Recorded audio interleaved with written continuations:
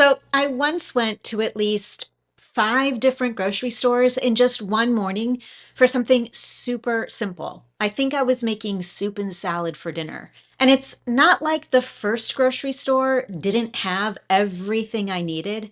It's just that I didn't want to speak in my second language. This was years ago, shortly after I moved to France.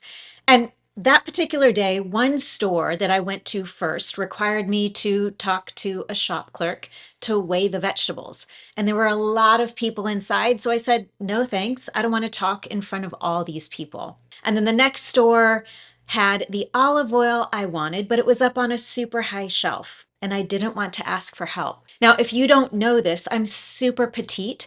So high shelves at grocery stores are my ultimate enemy. So then I went to the next one and the next one. Ultimately, all the stores around my home required me to talk to someone. So instead, I walked much further to this big supermarket where I could just be anonymous. Now, if you've ever done something like that, you already know how this feels. You know what it feels like to be too nervous to speak, too shy, or too worried that you'll say the wrong thing, or simply not trust the words that you have. I know that feeling because I lived it. And thankfully, that embarrassing, super inefficient 5 grocery store experience didn't last long for me. Over time, I figured out a simple way to stop avoiding conversations. I learned the real words that people actually use, and I practiced them on repeat out loud until they felt natural. So, again, if you've ever avoided speaking at a grocery store like me, or left a grocery store without something you needed because you didn't want to ask for it, or felt embarrassed about going to 5 different stores just to avoid a conversation, I want to help you with the first step today. I want to help you focus on learning the real words that we use at grocery stores in English. Everything from making your list to checking out at the store. So let's start at the beginning. Most trips to the grocery store start in the same way, with a list of everything you need. And when you start checking what's in your refrigerator to make that list, you're likely going to use these phrases in a conversation. The first is to run low on something. This means to have a nearly finished supply. For example, we're running low on eggs, so we should pick up another carton. In other words, there are just 1 or 2 eggs left, and if you're making omelets for dinner, you'll definitely need more. The second phrase is to be out of something, which means to have a finished supply. There's nothing left. For example, I think we've run out of coffee. That is always a dangerous situation in my house. Now, if you are not the one writing the list, but you are telling someone what to put on the list, you would probably say, could you add X to the list? Could you add eggs to the list? Or what do we need to stock up on this week? To stock up on something means to buy a large amount, enough for you to have in the future. For example, we might need to stock up on coconut water. It's supposed to be really warm this week. So let's put these phrases together in a real conversation. Imagine you and your partner are making breakfast. And in the process, your partner notices that you're out of milk. So a typical conversation might be, we're out of milk and we're running low on bananas. I'll go to the store today. And you might add, sure, and could you add eggs to the list? Is there anything else that we need to stock up on this week? Now, before we keep going, I want to share something that will make every phrase in this lesson actually easier to use. Learning the words is one part, but saying them in a conversation without hesitation is another. That's why I've created my free fluency training called Say What You Want in English. It's super practical and it gives you a simple way to start using new English phrases out loud so they feel natural, not just memorized. If you want to get that training, I'll leave a link in the notes below.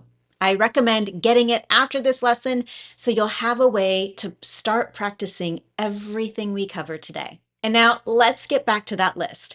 Let's say that you've made your grocery list, but your day got away from you. Maybe you had a long meeting, a team crisis, and suddenly there's no time for you to go to the store. So you need to ask someone else to grab a few things. Here are some common ways to do that, whether you're sending a quick text message or asking someone in a conversation. First, can you grab?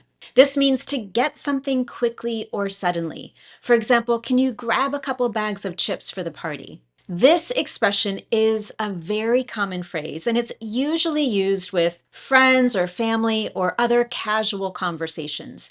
And it also indicates that the process of getting that thing is something that can happen fast. I'm not giving someone a list of 20 different items. It's just two or three, something you could grab or get real quick. The next one is, could you pick up? This means to go to the store and purchase something on the way to somewhere or on the way from somewhere. For example, maybe on the way home from work. For example, could you pick up the cake before heading home? Similar to this is, would you mind swinging by the store and getting? To swing by a place means to make a quick stop at that location before you arrive at your ultimate destination. So again, you're leaving work on your way home, and before you get home, you're going to swing by or quickly stop at the grocery store. So in a quick text message to your spouse or someone else, you might say, do you mind swinging by the store and getting a couple cases of wine? Okay, next up are the phrases you'll use when you're actually in the process of leaving your home or leaving work and going to the store. Most of these phrases show up in quick text messages, short phone calls, or other casual comments to the people you live with. So first, let's talk about phrases for heading out, which means preparing to leave where you are at the moment. Quite often, right before you leave, it's common to check in with other people, and you might say something like, I'm headed to the store now. Do you need anything? Or if you want to make it clear that this trip to the store is going to be super fast, you can use the phrase to pop in. For example, I'm going to pop into the store to get a few things. Do you need anything? This is a great phrasal verb to use anytime you want to indicate that you're going to very briefly stop by or visit a place. For example, I'll pop into the cafe for a quick cup of coffee before heading to the office. Now, if you didn't get a chance to check in with someone before leaving, you might send a quick text message or phone call to let them know that you have just arrived at the store and you want to ask them if they need anything. And in that situation, you might say, I'm just pulling up. In fact, I use this one with my husband all the time. I very often send a quick text message to say, I'm just pulling up to the store. Do you need anything? To pull up somewhere means to drive to a specific location and come to a stop at that place. And if where you live, driving to the grocery store is something normal, you might recognize this situation. Driving around and around for a parking spot. Like if you go to the store just before a huge rainstorm or snowstorm, or if you're here in the United States, try going to Trader Joe's or Costco's on a Sunday afternoon. You'll be driving around forever. And in those moments, you'll probably say, there isn't a spot everywhere. The parking lot is a nightmare. Or there's no parking. I'm just going to keep circling around until I find one. And then there are those moments when you see a spot, you start heading that way, and someone beats you to it. When someone beats you to something, it means that they do something or they get it before you do. With that in mind, here's another example. I wanted that last slice of pizza, but my brother beat me to it. Now, once you've found your parking spot and you're inside the store, you'll notice three things. One, how many people are there, the prices, and what's in stock or what's available. So let's look at some language for each of those. So first up, the crowd. If a store is full of people, when you're describing it, you might say it's packed in here. When a place is packed, a restaurant, a store, etc., it means that it's super crowded, full of people, and very busy. As a result, it's probably not going to be a very quick visit. Now, if the opposite is true, if the store is totally empty, we would say it's dead in here. This means to be empty or with very few people. And then after those quick observations of whether it is crowded or not, you'll also notice the prices. When something costs way more than it should, your first thought might be, that's a ripoff. A ripoff is a super casual phrase that indicates that something is too expensive for what it is. It feels like an unfair price. For example, you might say to someone, you paid $400 for one basketball ticket. That seems like a ripoff. But then, when the opposite is true, when something is cheaper than expected, then we would say, that's a steal. In other words, it's an unbelievably good price. And finally, while you're walking around the store, you'll notice what is in stock or available.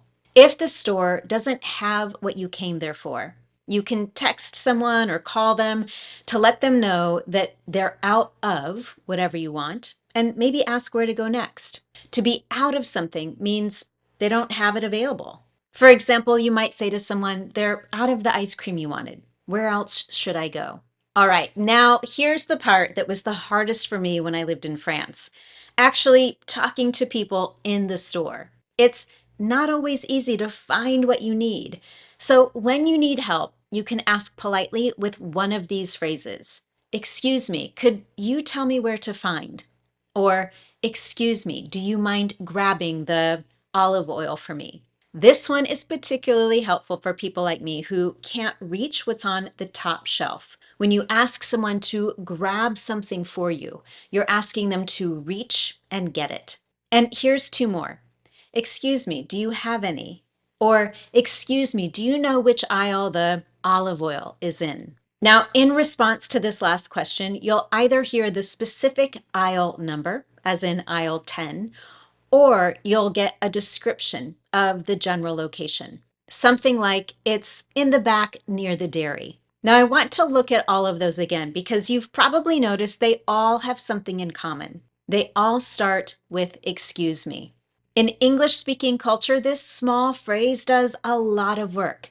It signals respect for the other person. It softens your request. And it tells the other person that you're about to ask them for something.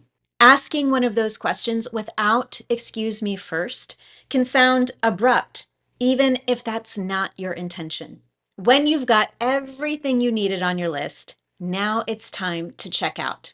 At the register, the cashier will probably say a few of the same things to you, and roughly always in the same order. You'll hear these things time and time again.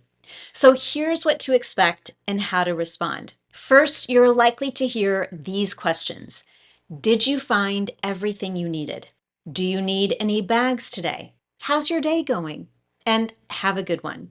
And quite often it's in that exact order. So here's how you can respond to each of those statements. First, when someone asks, did you find everything you needed? You can use a simple yes, thanks, or I think so, thanks for asking. And then if someone asks, do you need any bags today? You could respond with, yeah, just one bag, please. Or, no, I'm good, thanks, I brought my own. If the cashier asks, how's your day going? You can simply respond with, pretty good, thanks, how about you?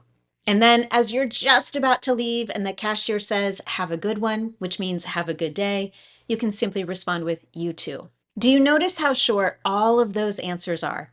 Cashiers do this same conversation all day long.